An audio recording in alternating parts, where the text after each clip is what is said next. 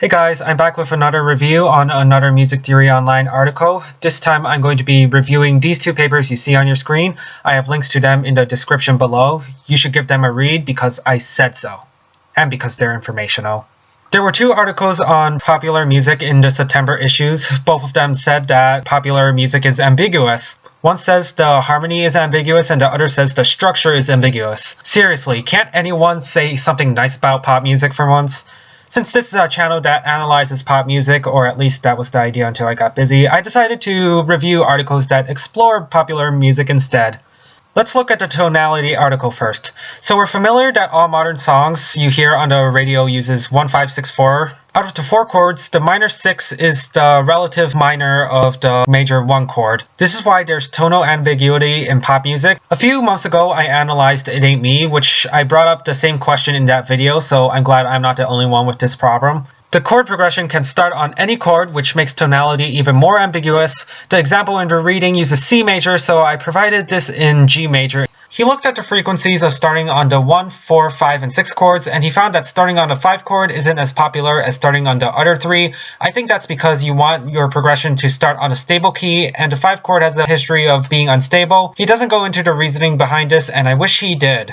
Here are some important keywords in the article. Don't listen to the keywords suggested by the article because they aren't a good reputation of what the article is really about. He then goes into how you would find the tonic of the song. This is a list of methods he goes throughout the article. So let's talk about the second article now. The main idea here is that the structure is ambiguous. He takes a look at the verse, chorus, and bridge. He uses first person, which is a big no-no in essays. I don't agree with this article at all. I think structure is not ambiguous. I think that the definition of verse, chorus, and bridge are clear enough so that you can distinguish one from the other. In example 1a, I think that the 2008 analysis is the more correct analysis. Also, this chart is really awesome. It's not necessarily something I would do, but it's very simple and gets the point across. With just enough time and the points to back up your argument, I think that structure is a one-sided argument. Either a section is a chorus or it's not. I'm going to assume that it's easy to determine the sections of a song.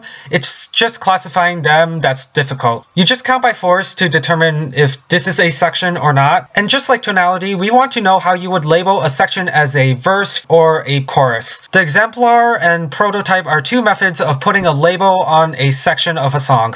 Using what I learned today, I decided to revisit It Ain't Me. Here's a picture of all the parts I used in a video back when I did this in July, one of my first analysis back when I was starting out on my YouTube hobby. It was easy for me to separate the song out into sections. I had a section for verse 2 because there was one section that was different from all the other parts in the song. I think this is ambiguous, but I decided to include it as a verse rather than a bridge or a chorus. Also, I noted that the song didn't have a chorus, but rather the synth breaks that play the role of a chorus. It's this kind of logic that makes me believe that there's no ambiguity in defining the structure of the song. It just takes a long time. With the tonality, I think the ones on the left are major and the ones on the right are minor. The ones on the left are subject to major mode bias, as the author would say, because the melody revolves around C major for the most part. Although with the first chord bias, you could say that it's minor because A minor is played on the bottom in the first chord.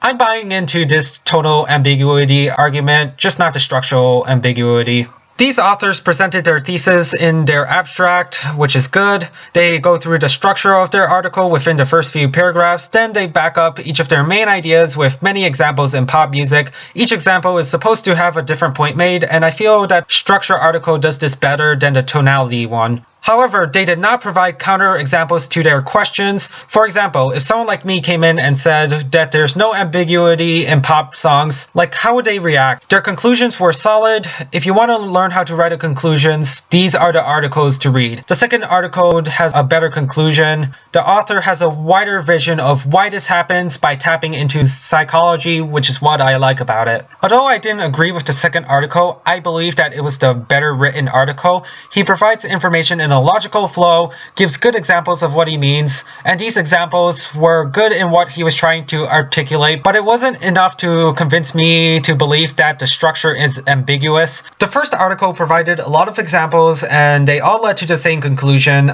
It felt like he was going nowhere with these examples. I'm definitely going to pull elements from these articles in my future analysis. I hope you found this video interesting. If not, then I'm pretty sure I'm going to hear about it. See you next time, most likely on a Wednesday.